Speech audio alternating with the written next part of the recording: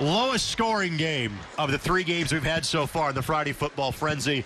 You could argue this was the best game, although it's hard to differentiate this win for Center Grove over Warren Central at Warren Central, over Carmel at Carmel. They're both massive. They're 3-0 overall, 2-0 in league play. Greg Rakestraw, Mark Janes back with you on HTSN.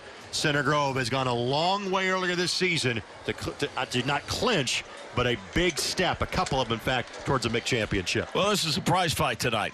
They came out, tried to deliver the knockout punch early, and again, Carmel's miscues helped them in that regard.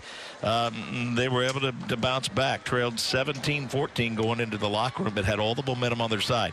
First possession, second half, 7-minute drive, and looked like they had possession of the football game. I think that answer by Center Grove was pretty huge in terms of your keys to the second half and keys to the overall ball game. But Carmel's got a lot of positives to take away from this one. They just simply didn't finish it like they did 1 year ago. And given what they lost offensively, I think by the time we get to late October, I think you're going to see a little bit different football team. Quick check of the highlights from this one. Again, it was all Center Grove early. 17-0. Center Grove had a lead at one point, and Jackson Holt, their biggest threat as a running back tonight. Yeah, I mean, he was the guy that was, I think, part of the arsenal, but he ended up being the focal part of the arsenal tonight.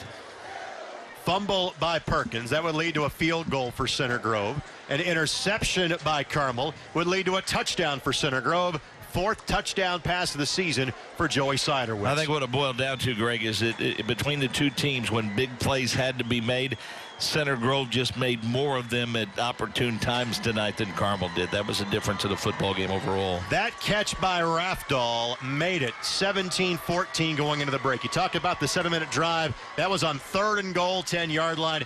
Victrip scampers in. Extra point good. Carmel would take their only lead of the night at 21-17. Next possession, Center Grove would get a kick return that would bring the ball to the 44-yard line. They'd quickly march it down. McCoy dives in, 24-21, and that was the end of our scoring tonight. We showed you the 1A through 4A rankings. Let's show you 5A and 6A. New Pal their first year in 5A, leading the 5A polls. Columbus East, Westfield, Decatur Central, and Zionsville. Not to mention a Whiteland squad that was beaten by Center Grove last week, all representing Central Indiana in the 5A rankings. Finally, in 6A, again, you've seen 2 and 4 tonight. Number 1 in action against Pike this evening. Fishers, Cathedral, Avon, Warren Central, Southport, all representing Central Indiana. Center Grove right now is number 2. You can make a claim they maybe should be number 1. That likely gets settled on the field next week, Mark, when they play host to Ben Davis. Yeah, they'll get their shot, certainly. And, again, that's the thing about this conference, as we said earlier, no weeks off for anyone. So what do you get as a reward for beating Carmel and getting the Copper Kettle back? You get to take on number 1 Ben Davis next week. That's quite a reward. They can worry about Ben Davis as of tomorrow morning. They're all smiles about getting that Copper Kettle back tonight. Make sure you join us next Friday night. Our coverage begins at 6:30 on HTSN. Kickoff at 7 o'clock. Number 1 versus number 2. Ben Davis and Center Grove. It should be a great one. We just hope it's as good as the first 3 games we've had for you this season, because they've been interesting, they've been entertaining every week. Great to have Mark Janes back with us this week. As always, tremendous job by our Webstream Sports crew.